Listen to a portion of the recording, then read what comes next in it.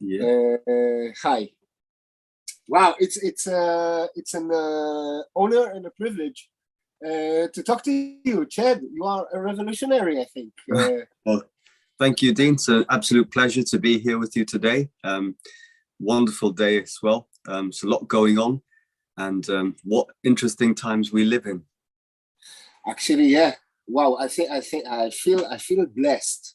I feel blessed because we are really in the middle of a crisis that leads us to the challenge of being human beings, or the challenge of freeing the world from the tyranny of the system. So this is really challenging time and exciting times, and it is a privilege for me to be here and to take part in our let's say resistance, or resistance. We don't resist nothing. Actually, it's a revolution. It is a revolution of mind. Revolution of mind and spirit, actually. So it's probably the most important evolutionary step in human history, I believe, because we're at a stage, a very important, critical stage in mankind's history, where we're on the brink of something amazing happening, where individuals are for the first time awakening and questioning, more than any other period in history. So the opportunity for people to open their eyes and to actually take back their authority, their power, their freedom. And more than that, they're coming to a stage of what I call, it's a renaissance, if you want to think about it. Because when you look at human history, there were several important points in human history. During the Dark Ages in Europe, some say after the Roman Empire collapsed, it was a dark age. But in England, it was also a brief golden age of King Arthur, Camelot, a type of enlightenment of the mind, when justice came and people started to take justice and welfare of others very seriously. I mean, every period in human history, you've got darkness and then you have a light. So you've got what we call punctuated equilibrium in evolutionary biology. So you have a system that's constant for a little while, and then suddenly there's chaos. You always have the balance of chaos and order. So whenever things go in a straight line and they get too stagnant, something significant always has to happen to change things. For example, during the what we call the medieval time, there was the age of persecution, the Black Plague, but there was also the Renaissance, where Galileo, change in human thinking, human mind, revolution in science, technology, in industry, in enlightenment that came out of it. So we're at such a critical time where you can see globally there's a tyranny that's seeking to exert its dominance. But there's also one important thing that goes on. While you've got people in power that are trying to standardize and turn the whole world into one big machine that controls people, the people of the world are coming together. I mean, who would have thought, me in the UK, you in Israel, we're coming together. There's like the human family is coming to challenge tyranny. And it's an amazing thing. And you know what? We're going to win. We are already winning. We are already winning. Actually, by being here and now and putting the soul as a domain for learning, and putting the soul as a part of the human experience, this will what will save us, because then we will not be a machines. We will not be a vessel in the sea. No more. We will be a living human being with a divine spark and the soul. And I think this is the time for the world to recognize that. And this is actually, I think, our goal. And this is the way. This is our, let's say, the flag for victory will be when we declare the whole human being in our planet as free human beings, living human beings. Exactly. This is the most important thing, because when you think about it, you're right. It is a revolution of the mind, heart, and spirit, because we are moving from one domain to the other. It's almost as symbolic as when Moses parted the Red Sea, and he walked on the dry land all the way.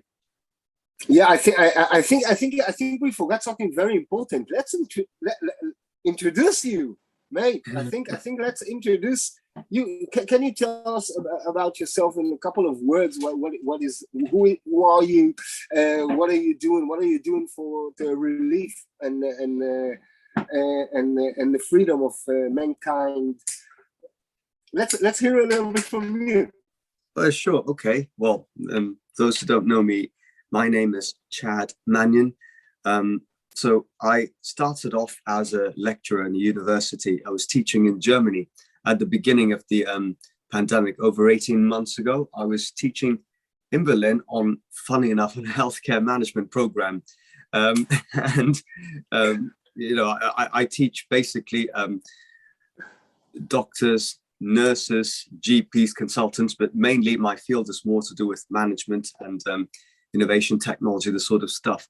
So I was teaching on a master's degree course in university in Berlin, and then the pandemic happened, and some of my students, a lot of my students were later deployed in frontline, and I was in a situation where I had to rush back to England because the lockdown in Europe was, being announced, and I thought, oh my goodness, I have to get back to Kent, otherwise I'll be stuck here, won't be able to travel anywhere. So I got the last flight back, and the borders were shut after that. But I was hearing a completely different story from students, from friends I knew. One of my very good friends was the anaesthetist who treated Prime Minister Boris Johnson when he had the virus. And so I do have something of an inside understanding of what actually is going on the ground level. And myself and many others that I really know and worked with for many years and who I trust probably with my life were telling me a story that hospitals are empty. There are no huge crowds, but the media is giving you this fear porn, giving you all of this, so I realized there's something not right here. It's a scam. So we're in the middle of a scam-demic more than anything else. I need to ask you, there is a moment that you realize it's a scam. It's happened to each and every one of the awakening ones. Yes. There is a moment that you realize that the data, it's not right. Yeah. No, it's not. Can you tell me about that moment? Well, certainly. So what happened was I ended up, when I came back from Berlin, and I was hearing all of this from people that I know and trust, medical experts, doctors, people who work in these places are telling me a completely different story. And I'm thinking, hang on, how can the people I trust, not just tell me, but they're showing me, from their point of view, what's really going on. And I'm hearing a different story in the news. So then it seems as though there's something not right. So I went to my first protest march at Hyde Park when I saw friends of mine get arrested for talking openly about these things. And I'm thinking, hang on, what's happening here? How can this happen in 21st century in England? And when I was at the other march at Trafalgar Square a year ago, I saw something that horrified me: police violence and brutality, how they're able to come in and start aggressively, brutally hurting, elderly women who all they were doing is exercising democratic constitutional rights, which, inalienable rights that are fundamental to all human beings. And when I looked at this, I then thought, you know what, this is completely wrong. Let's go a bit deeper. So I started digging. I actually, me and a group of guys would go to hospitals and try and find out what the truth was. We wrote freedom of information, we wrote to the government, and eventually, in the last several months, we compiled hundreds of pages of actual documents, statistics, evidence, case studies, having spoken to the families of people whose relatives were supposedly the deaths caused by COVID, to find out that the statistics are either wrong or fake. And that was when I thought, oh my goodness, it's a huge scam. It's a lie that's being played out. And why? Because I've never been a conspiracy theorist in my whole life. I was an academic. I've had a career been in the financial markets. I've been a professional most of my life. So when I look at the actual real statistics and doing, investigative research and talking to people who work in the front line, to care workers and medical staff, we put together lots of evidence. And I met a gentleman from the German Doctors Medical Freedom Alliance, Dr. Heiko Schoenig, and he was telling me he was part of the extrajudicial non-parliamentary committee, Doctors and Lawyers for Truth and Disclosure. And he was telling me that thousands of top doctors, lawyers, nurses, medical surgeons, experts across Europe have jointly put together lots of evidence with sworn testimony affidavits that are actually admissible in court. And that's when I found out about the work that Rainer Fuhrmich was doing for Nuremberg 2.0. So I became part of the evidence gathering committee that puts together all of this paperwork and technically vetting, going through the details to validate and verify, is it actual live data and statistics? Is it real evidence that's admissible in court? So when I started helping put this together, that's when I became convinced beyond any shadow of doubt that we're in the middle of the greatest scam and fraud perpetrated in human history. I mean, that's why I'm now completely in support of having a second Nuremberg trial 2.0 to try all the lead. And we've written, whenever people say to me, where's the evidence? I say, listen, hundreds of pages of evidence, 2 Nobel Prize winning scientists, and people like Dr. Dolores Cahill and Mike Eden, who are, firmly on our side, who are helping us gather all of this. So when you look at the credibility and expertise so we are the ones who trust the science, because the best scientists are marching beside us in Trafalgar Square. You can't say that the thousands of people, like doctors, nurses, care workers who are marching beside us, you can't come and start saying, we're not all conspiracy theorists. We're all professionals, actually. We're the credible. You give me the chills, mate. Really, really. You give me that. It's really, I got, oh my God. Oh my God. Ah. Yeah. Wow. Yeah, so straight away, we are the ones who are on the right side of history. We are fighting for truth and justice. All we want is to be heard. I mean, don't listen to us. Don't believe a word I say. Look at it for yourself. Look at the science. Trust your own eyes. Look at the data. I was, day before yesterday, when we went to serve notice on the doctor in England, the celebrity doctor who was encouraging people, we went to serve the papers and we spoke to the police. Police came up and we started speaking to them. And eventually they were, all very calm, stood down on our side. And we said, look, we are acting within the law. There's nothing illegal about what we're doing. All we want, look at, and one of them at first, he said, I don't want to look at all of that. And he said, listen, fine. Do you believe in evidence? You're a police officer. Do you know the law? Said, yes. Do you believe in the evidence? Everything you do is based on proof and evidence. Yes. He goes, yes. Okay. Look at all of this. And we shared. And he was, eventually they couldn't say anything. You cannot argue with truth unless you're a psychopath and a liar. Well, maybe a lot of people are. People at the top, maybe they are. Because this is the other problem. We have gotten used to trusting narcissists, psychopaths, sociopaths, people who are utterly evil to the core, and people have learned not to question. That's the problem. We're living in a world where it's almost too easy to just do what people are told. Well, guess what? The Second World War, people who stood up for truth, who stood up and opposed the Nazis, were also called dangerous conspiracy theorists. When you go and say that these people who are in charge, the people in power, are evil, lots of people thought you were mad as well. I'd rather live and die as an honorable human being, trying to save my fellow human being, than to blindly go along with, evil. I'm with you, mate.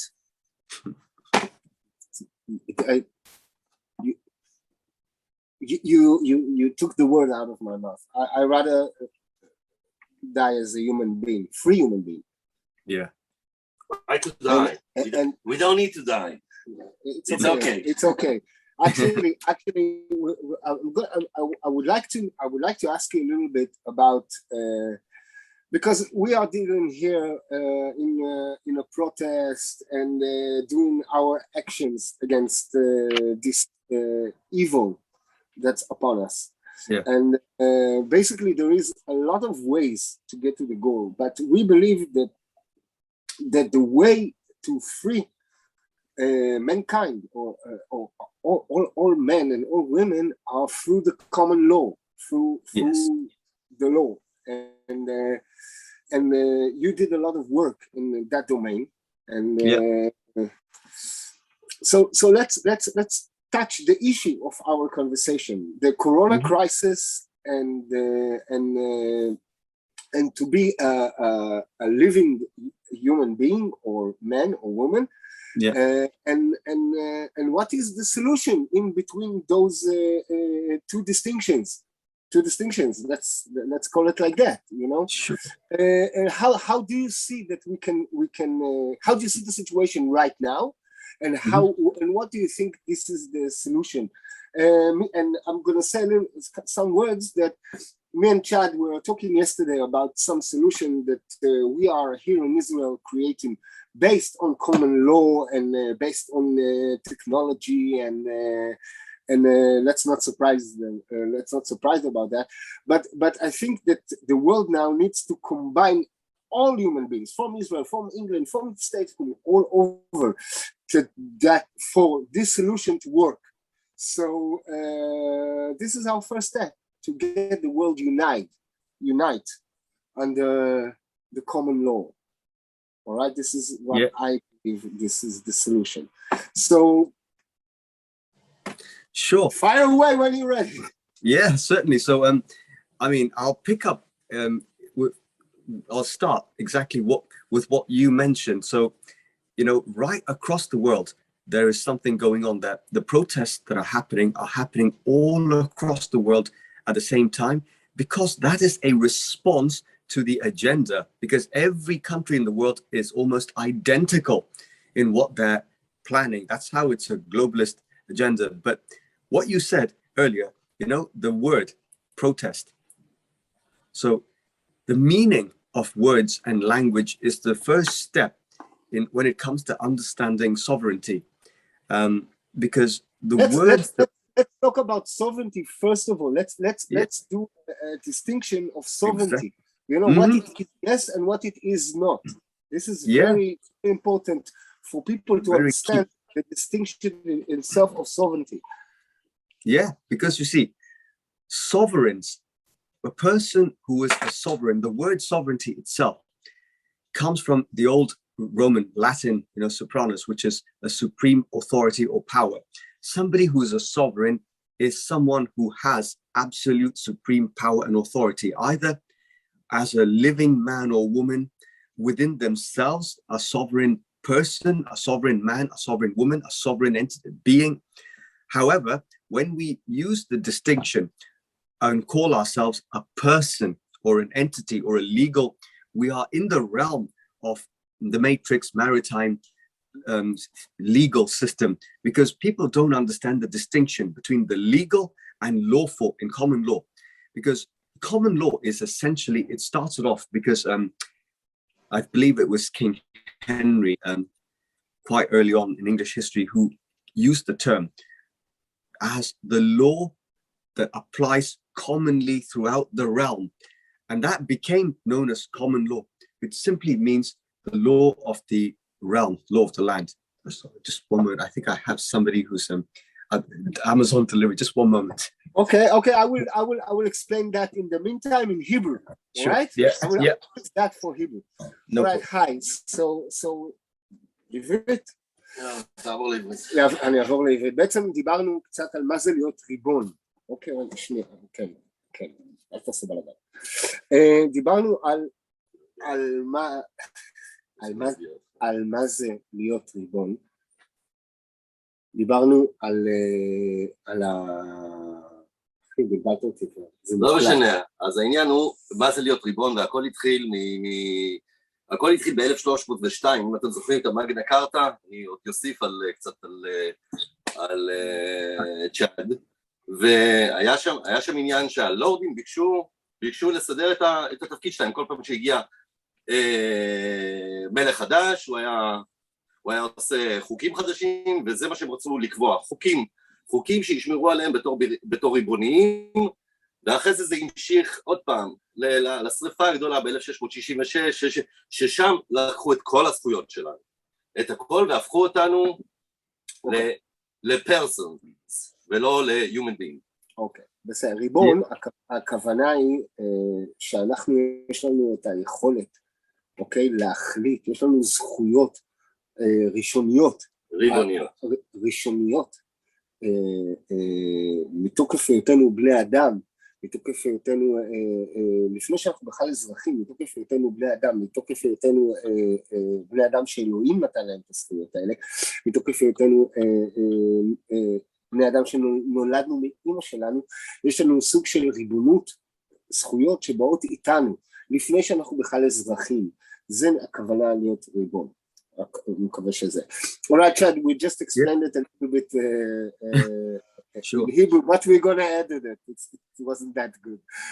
No worries. So like I was saying, I mean, basically the idea of common law, as it was mentioned way back during the day, because King Alfred developed the idea of a nation for Britain, of a constitution.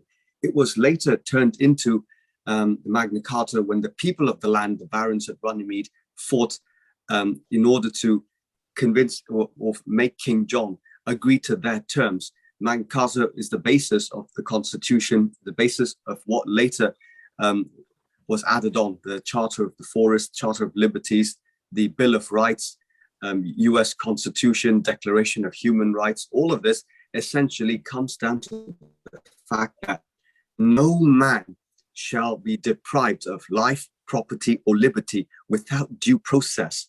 That's the first important thing, that all men have the right to fair trial, the right to be heard. And so the idea of fair trial, due process came in. So a lot of what I've been doing recently is mainly to common law. I travel around the country to educate and train people in the common law. We're trying to establish what we call common law peace constables, those who are willing to stand peacefully but honorably in strength without any kind of violence, but for the rights of the people, to protect the community. So all the law of the land essentially begins with the jurisdiction of the land. It applies to the living man or woman as a sovereign, because as a living man or woman, you have certain rights, inalienable, unalienable rights. So in other words, what happens is you have, as a human being, certain rights that nobody can give or take away from you, as long as you identify as a living, conscious man or woman. However, when you assume a title or a position as a person or an entity, a corporate entity, you become a legal fiction. You are no longer a sovereign living person. This is the problem. And so, your sovereignty gets taken away because without knowing, most people end up making what we call a joinder or an agreement of some sort. By consent, they allow themselves to be deprived of their rights. They're forced through what we call contract.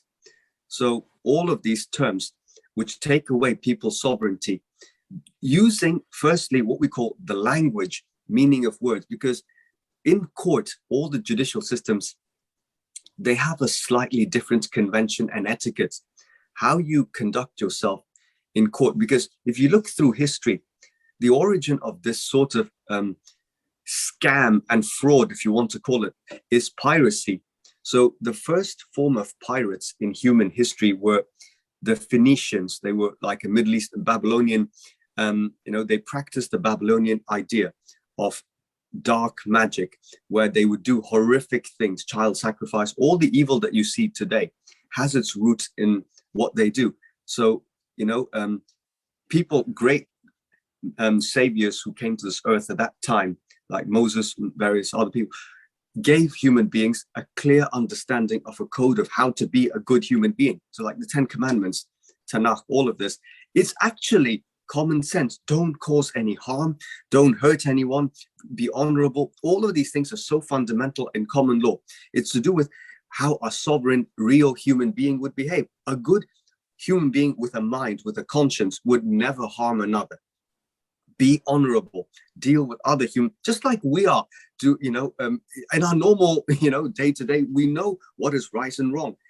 However, this idea of this Babylonian system, beast system as they call it, infiltrated into the society in gradual methods, and because it was a system that placed profit over the values of human life, it became profitable way. So slavery and all of these things were brought in. So when the Romans took on the Phoenicians, they defeated Carthage, and the Romans took on some of their ideas and commercialized it. And Roman law essentially was the basis of how they would create, like the magisters, the magister militum in Latin is, a mage or a sorcerer of the strait, or the narrow straits in the sea. So, using this system, which is not really a lawful system, it's a legal system. So the idea of legality was brought in, because if you understand old Babylonian history, Lugal-Sargesi was actually a Babylonian lawgiver, and his idea, it's a very old Sumerian concept that they have, which is something which is legal is not exactly lawful. Do you see what I mean? So it's to do with the corruption, how they corrupt culture, how they corrupt law, how they corrupt good human beings, how they corrupt religion. It's all to do with the principle of corruption, because the Roman law wants to benefit themselves as in opposition to the welfare of others. And this Roman system later became the Vatican system, and the Venetians, Florentinian, Italian bankers, the banksters, used this Babylonian mindset to create banking and piracy and made it legal, and the Vatican gave them permission, because the number one authority which allowed all the evil in this world was actually the Vatican. I believe it was a pope called Boniface VIII, Boniface XVIII, who, when he became the pope in 1302, he was the one that passed the Unum Sanctum, which is, one faith, one God, one king, this kind of business. But Pope Boniface was the first publicly, openly acknowledged devil worshipper to become the Pope of the Vatican.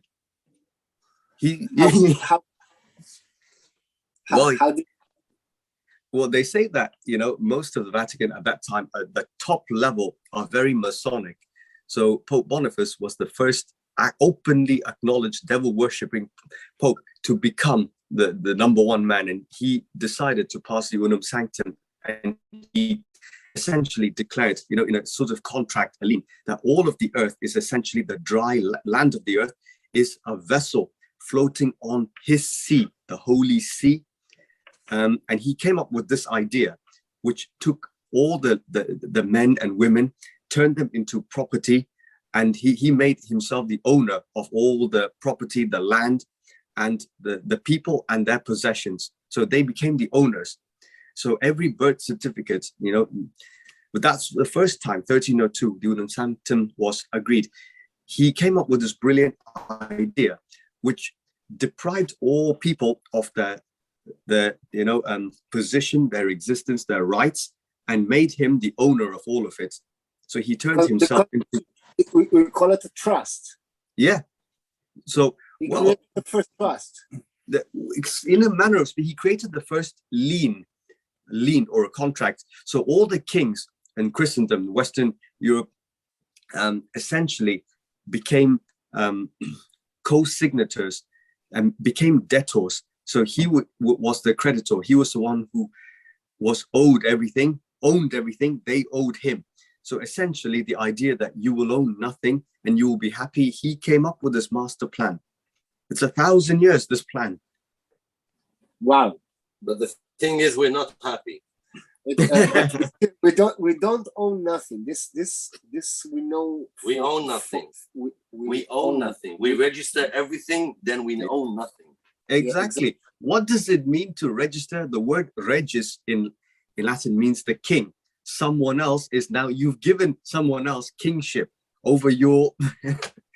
Yeah. So basically, the language is one of the keys to understand the system and to be free. It's a major key. Okay, so we are now in a situation. We have they are in the middle of executing a plan for a new world order. Basically, it's what they say now. It's not a new world order. This is a very old world order, just applying it in a technological way. This is what it is. Absolutely. Because according to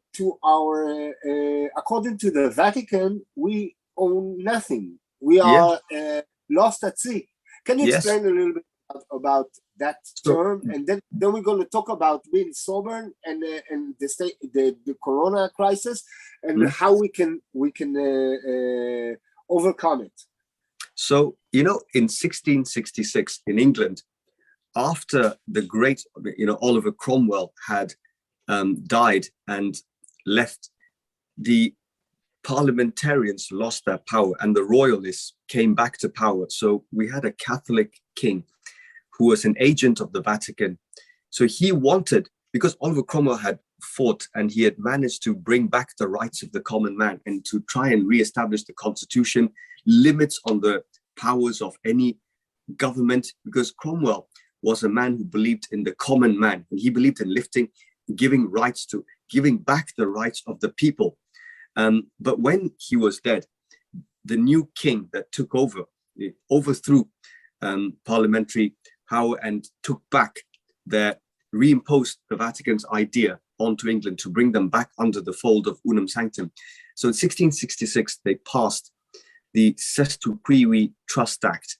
The Sestu Quivi Trust Act essentially was the act that created a new trust where all the living men and women through the realm. But remember, Britain was a world superpower and an empire at that time, the 1600s. America, Asia, Africa, most of the world was essentially colonies of Britain. So throughout the empire, this act would become, would be operational. So the Sestu Quivi Trust Act. Just a second, can you explain what the Sestu Quivi means? Because the name is a lot. So it's actually a French idea. It means, it goes back to the idea of who is here, who is alive, who is this person, kind of a thing, where, qui, what. So in old Latin, the term via means the way. So if you don't know which way you're going, somebody who's lost at sea is a vessel that's floating, a vessel that's lost at sea. If you're a living person, this Trust Act would mean that every living man or woman is not a living man or woman, but a vessel that's lost at sea. You don't know who the person is. It's like a vessel for a soul. All right, let's explain this abstract term in a way that people understand. According to the system, the way that we see this term in our life now is that that our birth certificate, ID, and stuff like that, it's not really us. No, it's not you. So what happens is when a child is born, you're the vessel. When a child is born, what is the actual fact? The fact is a living child has been born on this earth. But what is the fiction? The moment that child is born, on a piece of paper called the birth certificate. The birth certificate, the term comes from when a vessel pulls into a narrow street, is delivered into what we call a birth canal when the vessel docks. So it has appeared from the sea and docks on the land. So the certificate of birth is a register whereby a new company or a new trust is created. The same name So if I was born with the same name as Chad Manian, a piece of paper is created with the name in capital letters. So let's say Dean is born, somewhere in hospital. The name in capital, Dean Braun, all in capital letters or in black ink. That's stacked. Yeah. So a new act, a new trust is created, a new corporate entity, a fiction is created. So you are born, but a straw man is created. And what is a straw man? A straw man is a corporate representation identical to the living person, but it cannot be you because you are alive.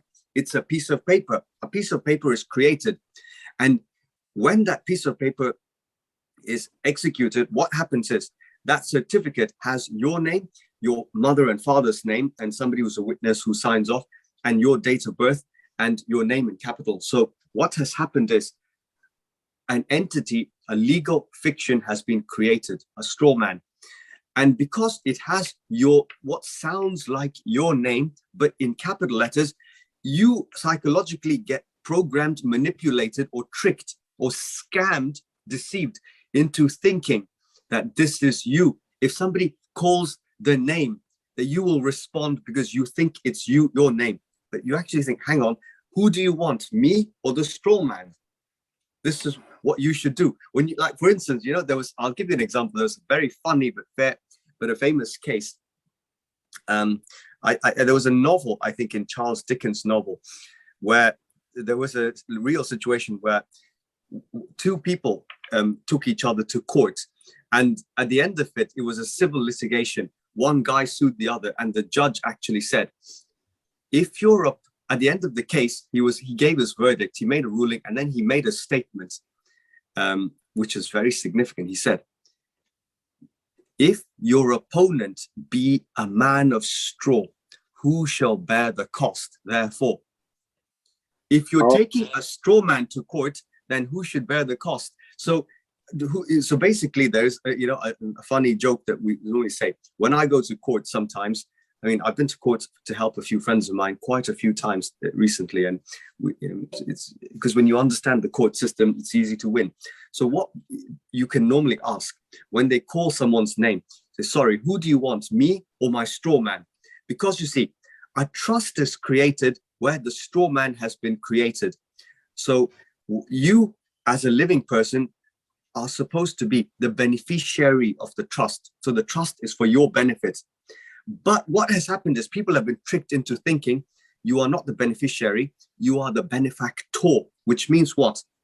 Since the time you are born, you have a birth certificate, ID card, your straw man is created. So you spend most of your life paying money, your fines, parking tickets, or your salary, your taxes, everything.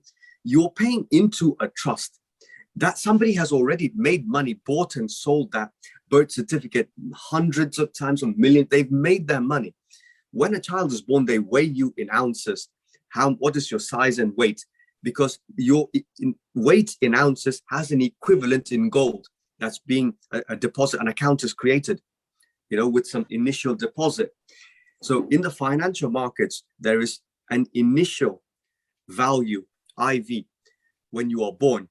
And then you have a final value or a par value, face value at maturity, which is the value when you die, for instance, your maturity value when the contract expires. So from the beginning to the end, the value keeps changing, keeps going up. So this is how somebody is making money off your trust. So your mother and father are the trustees of the new trust that's created.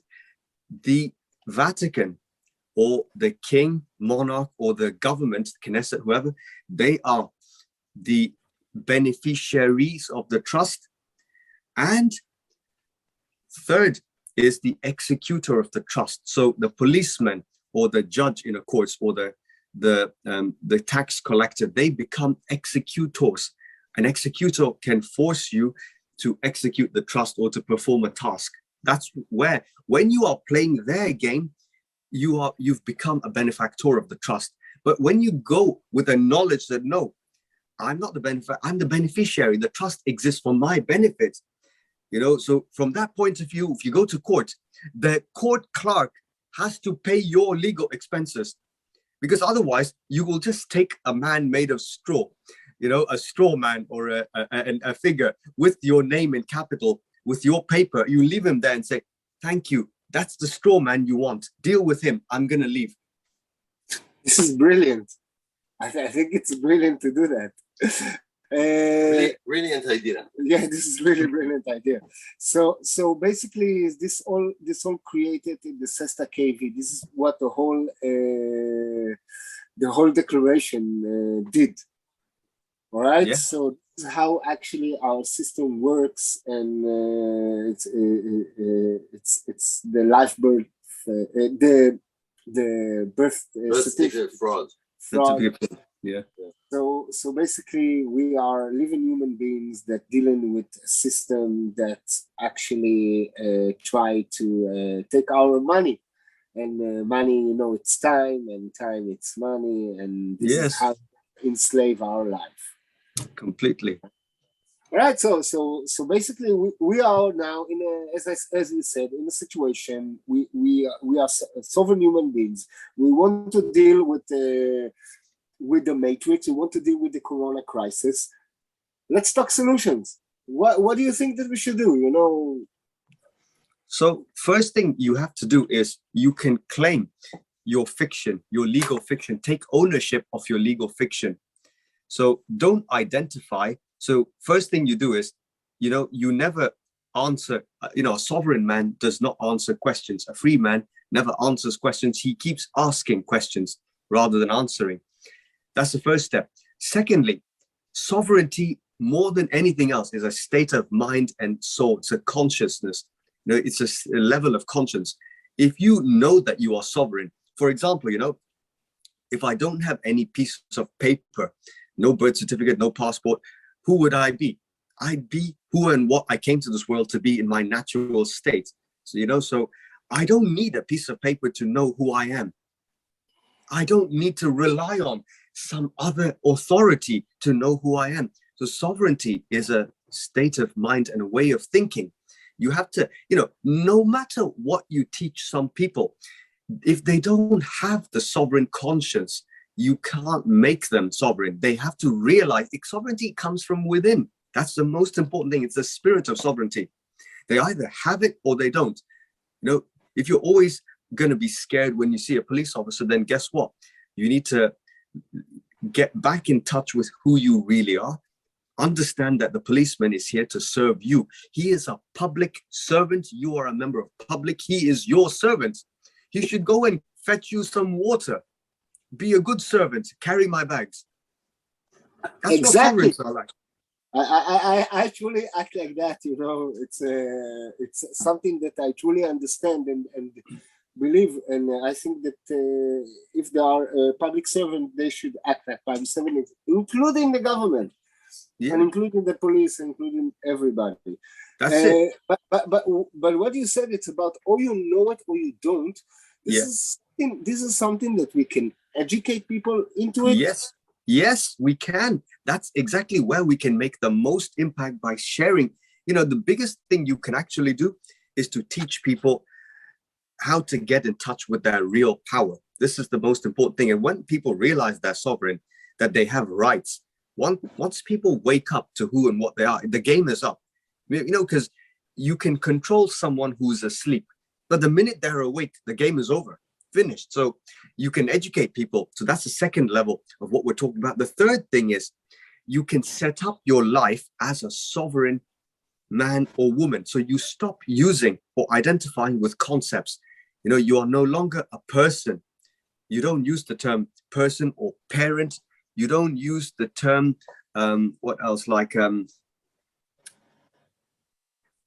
parent and child, because you see, you are not a parent. What does the word? There's no such thing as a parent, because in Latin, the term loco parentis is somebody who has rights and responsibilities over someone, who has power over them.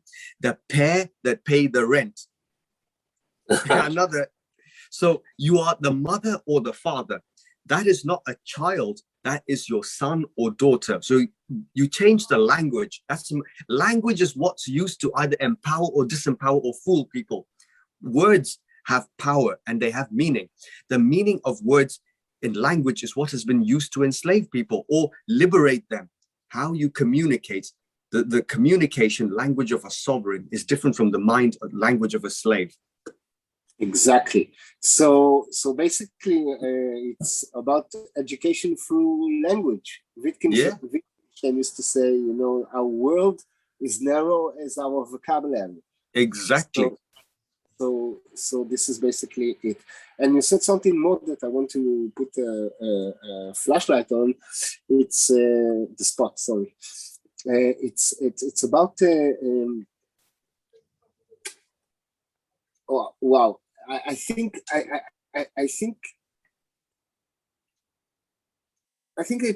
it's all about the educated men from within. I don't have the words to say it, you know, but we are all the time saying that the revolution will come from within. If you change the way you are within, and it's understanding who you are and be a good person yourself, and it's all come from within. So basically, it is true. This is the truth. If we want a true revolution outside in reality, we need to change our observer of reality and to own a new vocabulary and to what I wanted to spotlight. It's about being a man, about being a human. It's about basically. I'm doing now in Israel something that's called the Human Pass. I think it's a campaign. It's a campaign. It's an idea and a little bit of service, but it is an idea that the way that we are gonna win the Corona crisis, it's only if we're gonna stay honorable humans. You know, a man and a woman, and not to let those. Don't let nothing to separate us from our humanity or from our values.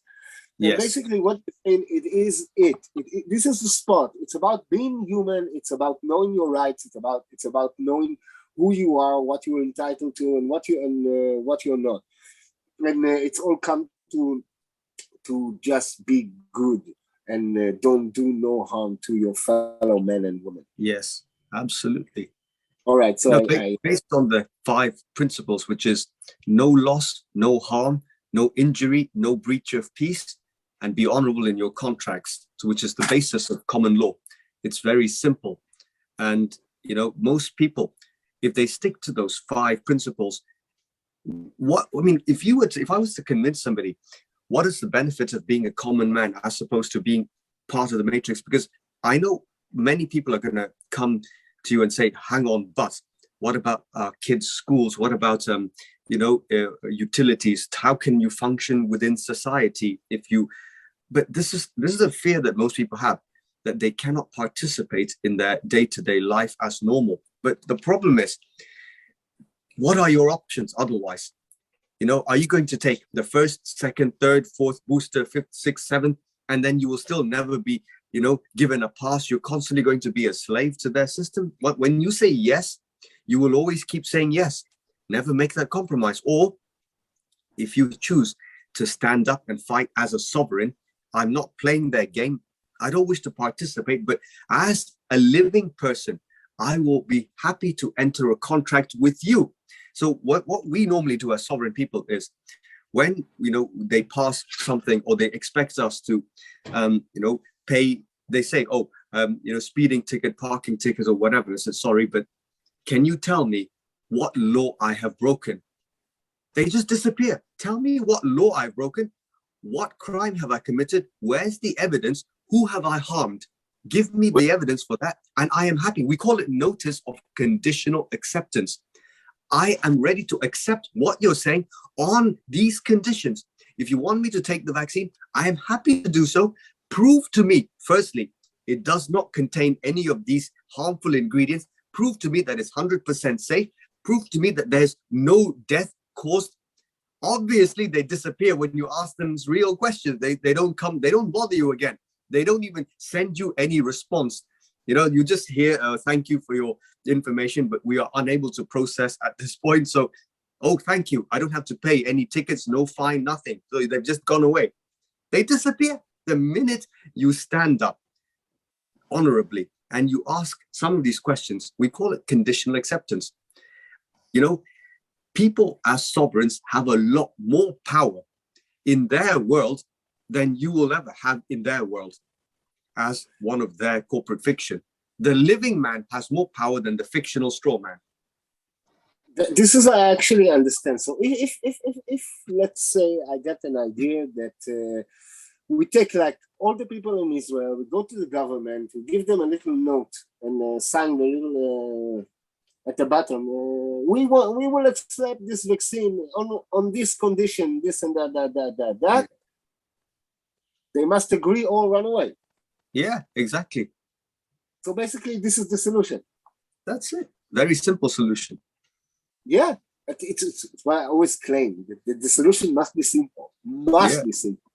Yeah. All right. So basically, we are now in dealing with with this system. Do we have any other solutions to live our life not in this system? We can create Milton Friedman. You know this guy? Yeah. Of course, Milton Friedman, obviously. Yeah, Milton Friedman. We feel his spirit all over.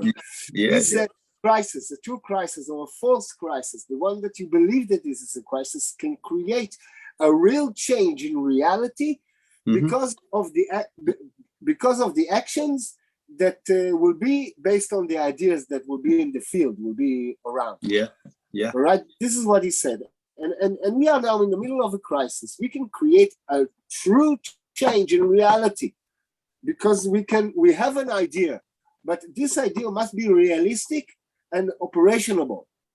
Yes. This is the way I see it. So we are really privileged. We are really privileged to be in these times. How we can bring this freedom to all men and women? What should we do? Do you have an idea? Do you think about something?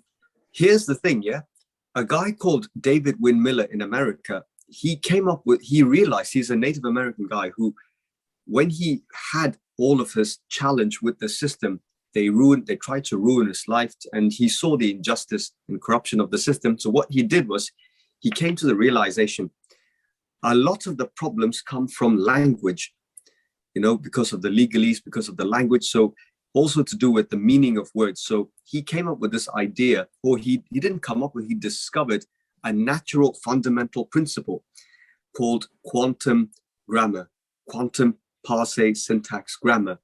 And he said that, he found that when people use the correct form of grammar and to convey meaning, you can take any document, even if you read it the opposite, upside down, left side, it will say the same thing. It has to have the same meaning. Because you see, when you're playing with their system, you don't understand or you don't comprehend what they're trying to do to you unless you know the meaning that they're trying to impose. Now, right now, you have a brilliant opportunity, especially in Israel, because I think, the heart of this fight has to be, in a way, Britain is one battleground, but Israel is going to be a very important center, the stomach or the navel of, the resistance, because strategically, if you look at it, that's the one place where you can actually make a huge difference at the moment. I mean, what's the best way to create a solution? If all the free people that you know around you, near you, the movement, can create something called a living sovereign man's trust.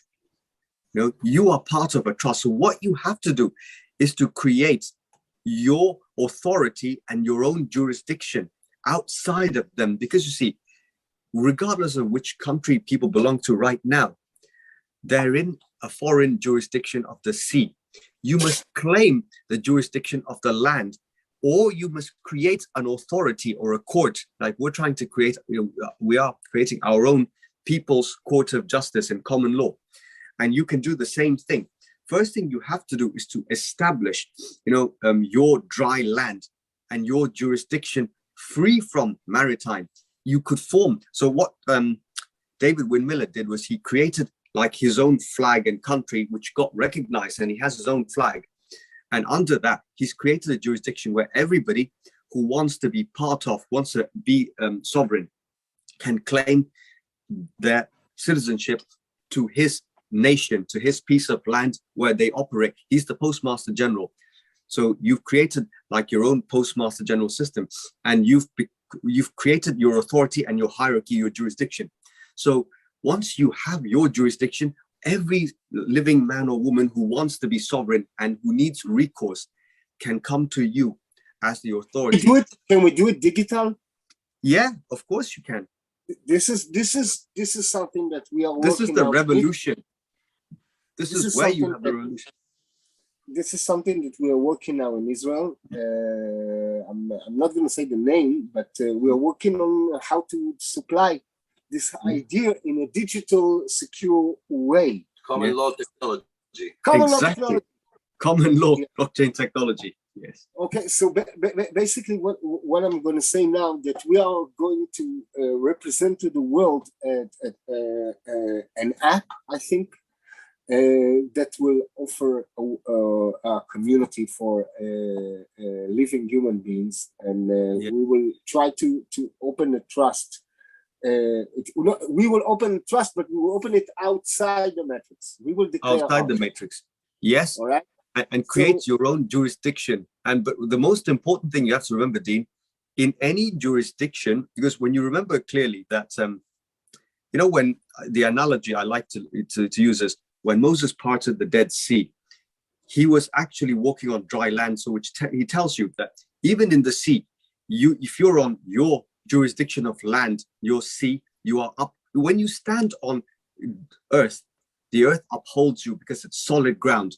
When you're in oceanic jurisdiction, the waters, you cannot, it's not constant. You can get blown away, so Noah's Ark. So it's a kind of the same idea that what you need to do is to create a solid system where you have access, people have access to jurisdiction, but also you must be able to enforce your jurisdiction. It's also to an extent about enforcement of your jurisdiction of common law. For example, if you're, being stopped, let's say you're driving between Tel Aviv, Jerusalem, or somewhere on the high street, and they want to.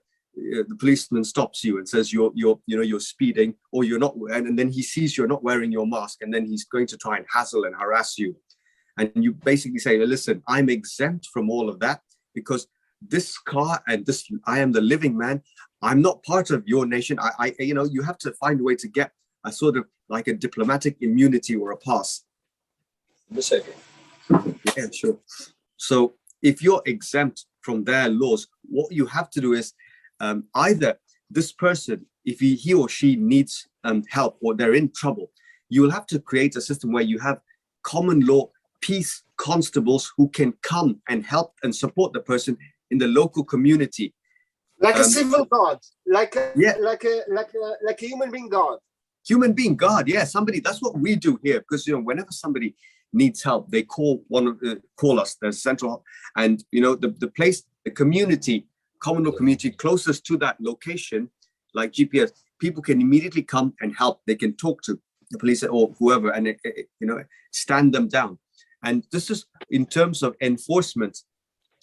We have to have this plan in place. So once you have kind of, also in terms of driver's license and vehicle registration, you need to have access to a system where